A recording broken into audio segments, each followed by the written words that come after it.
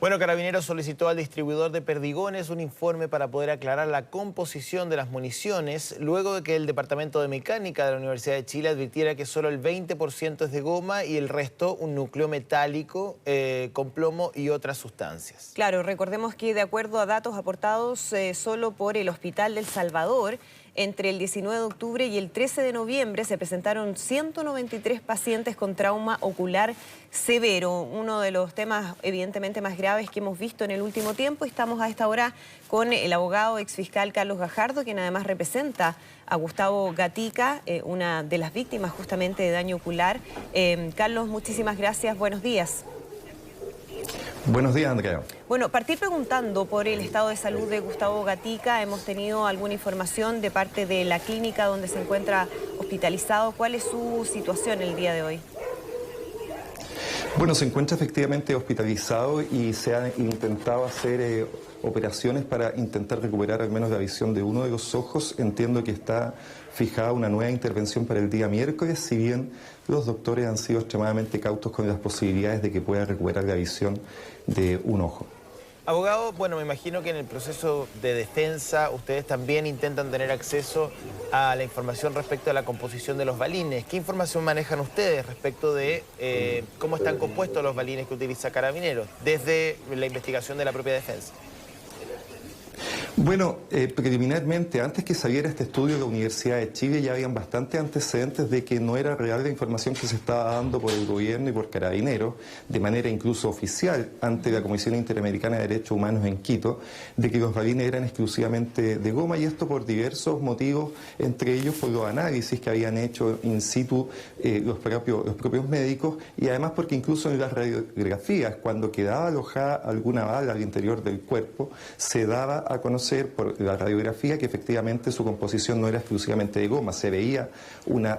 muestra distinta que daba a entender que esto era metálico. Por lo tanto, lo que ha ocurrido con este informe, que es bastante contundente de la Universidad de Chile, es que se ratifica entonces la creencia, la idea previa de que no era real esta información, de que los balines por eso tenían tanta capacidad de causar este daño como ha ocurrido de manera bastante masiva, y evidentemente eso agrega una gravedad extra a lo que ha ocurrido, porque además no ha sido correcta la información que se ha entregado a la comunidad. Claro, ayer el general director de Carabineros, Mario Rosa, salía a hacerse cargo, al menos públicamente, de ese cuestionamiento, y él decía que, de acuerdo a las especificaciones técnicas del proveedor certificado, los balines sí eran de goma, que de acuerdo a un análisis de la Bocar también se había confirmado que eran de ese material, pero que para mayor transparencia se iba a pedir a una empresa proveedora que actualice, bueno, a esa empresa proveedora que actualice la ficha técnica de la munición, y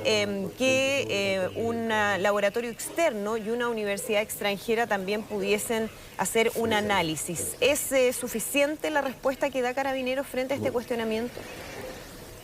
Yo creo que es correcto lo que ha determinado Carabineros, pero me parece tardío. Probablemente lo que debió haber ocurrido es que estos exámenes externos y esta mayor especificación técnica debió haberse tenido antes de comenzar a utilizar estas balas, y sobre todo cuando comenzaron los primeros cuestionamientos de que esto estaba ocurriendo de esta manera. Entonces me parece que muy bien que Carabineros hoy día se preocupe, pero mucho más importante habría sido que esta preocupación hubiera estado antes de comenzar a utilizar este tipo de munición. Hay que recordar que desde muy comienzo de las protestas, durante la primera semana, ya el Colegio Médico había hecho fuertes críticas a los daños que estaba provocando la utilización de este tipo de perdigones, del número de traumas oculares que se habían provocado. En la primera semana eran alrededor de 30, y ya el Colegio Médico expresaba su preocupación, y a partir del momento en que fueron sucediéndose las semanas, esta cifra se ha ido incrementando hasta llegar a los 200. Por lo tanto, me parece un tanto tardío, a partir del momento en que se ha provocado tal número de lesiones, que recién hoy día Carabineros diga, bueno, vamos a hacer una nueva revisión para ver si efectivamente es correcta. Porque las especificaciones técnicas que se exhibieron, la verdad, son bastante pobres, que era solamente una hoja que fue incluso subida a la cuenta de Twitter, sí. Y a mí me parece que toda esa información es bastante menor. Ahora, ¿cómo no poder levantar o contar con información más clara? Porque en el contexto general, abogado, Carabineros dice una cosa, apunta al proveedor, el Instituto Nacional de Derechos Humanos dice otra cosa, ahora aparece la Universidad de Chile y dice otra cosa. Es decir, Cuando estamos hablando de municiones que son compradas al final por el Estado de Chile para la utilización de estrategias de disuasión, ¿cómo no tener información clara, certera y profunda respecto a qué se está utilizando, bajo qué protocolo se está utilizando? Porque Carabineros además no es un organismo autónomo, depende del Ministerio del Interior. Por lo tanto, parece una situación tremendamente confusa de la cual, digamos, la opinión pública no debería ser parte. No, absolutamente. A mí me ha tocado revisar justamente cuando ejercía labores como fiscal los procesos de adquisición de municiones y de otros elementos de armas relativos al ejército, a Carabineros, y justamente se hacen bastantes exámenes previos, pruebas respecto de los instrumentos que se van a adquirir.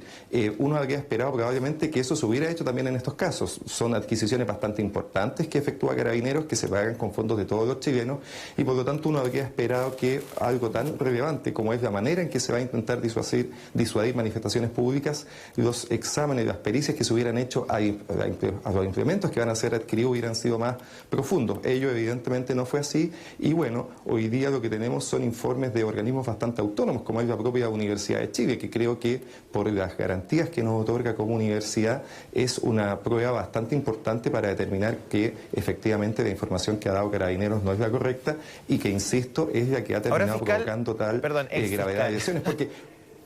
Sí, perdón, siempre yo lo asocio directamente al Ministerio Público, pero es un error a estas alturas. No, me gustaría preguntarle, ¿la compra de municiones, la distribución y la utilización son decisiones que toma independientemente Carabineros? ¿No hay ningún tipo de nexo con la cartera de Interior que vise este tipo de adquisiciones y que archive la información que existe respecto de ellas? Habría que ver el detalle. Yo la información con que cuento y que ocurría así cuando efectivamente vi otro tipo de adquisiciones, que son decisiones que se toman de manera técnica en Carabineros. Es posible, por supuesto, que las autorizaciones finales sean visadas por alguna autoridad política y civil, pero en general este es un gran tema también que se ha cuestionado bastante, que es, hasta antes de que se derogara la ley reservada del CODE, los recursos que gastaban en general las Fuerzas Armadas en la adquisición y la falta de control civil en ellos. Y este es un tema que en Carabineros ha hecho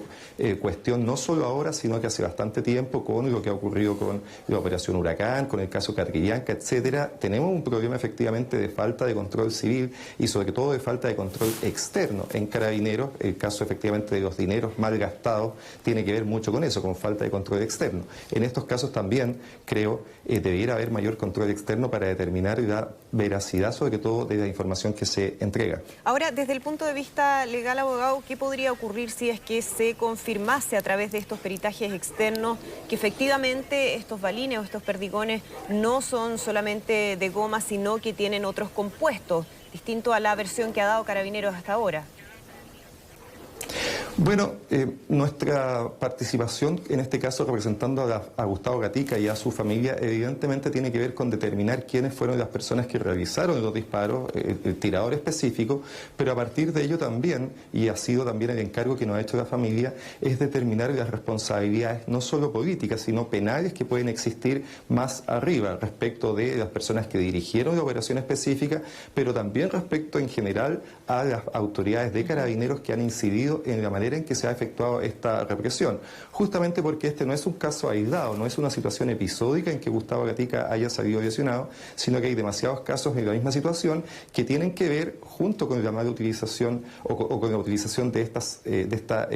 balas, de estos proyectiles especialmente peligrosos, con protocolos que no se han respetado. Es evidente que acá ha habido un uso excesivo de la fuerza en ocasiones que no ha sido necesario, con mucha población en momentos en que se ha manifestado pacíficamente, lo que muestra una gran diferencia cuando a veces vemos situaciones de extrema violencia en que la acción de la policía brilla por su ausencia. Y junto con eso, con la utilización en momentos que no es necesario, también la manera en que se hace la utilización de esas armas, donde muchas veces no se dispara como se indica el protocolo al suelo, sino directamente hacia las personas, hacia su rostro, y esas son las consecuencias que se han tenido que lamentar. Ahora, en los últimos días también hemos visto, abogado, la decisión de varias cortes de apelaciones a lo largo del país que han determinado y han ordenado a Carabineros restringir el uso de estas armas y de este tipo de balines, ¿no?, en manifestaciones pacíficas. ¿Qué efectos concretos podría tener eso en lo que está haciendo el actuar de Carabineros? Bueno, eso es efectivamente así. Hubo una primera resolución de la Corte de Antofagasta, luego han habido resoluciones semejantes en las Cortes de Santiago y de Concepción, en primera instancia, en cuanto a que se ha ordenado no innovar, es decir, que mientras se resuelve el fondo se ha decidido que no pueden seguir siendo utilizadas con el apellido de manifestaciones pacíficas, ¿no es cierto? Lo que va, por cierto, dejar un rango de acción en que obviamente van a poder seguir siendo utilizadas. Y ello es bastante correcto porque desde el Poder Judicial, que es en definitiva el último bastión al que recurrimos los ciudadanos cuando nuestros derechos están siendo perjudicados, se ha visto lo mismo que está viendo la ciudadanía, es decir, que están habiendo situaciones en que el uso de los balines aparece absolutamente desproporcionado y por lo tanto debe actuarse con mayor cautela. La señal que ha dado el Poder Judicial en ese sentido a mí me parece que es acorde con la debida protección de los derechos humanos que el Estado debe asegurarle a todos los ciudadanos, aún y sobre todo en el momento de protestar de manera pacífica, que es un derecho consagrado en la Constitución. Bien, muchísimas gracias, abogado Carlos Gajardo, representante de Gustavo Gatica, por conversar con nosotros esta mañana. Buenos días. Muchas gracias.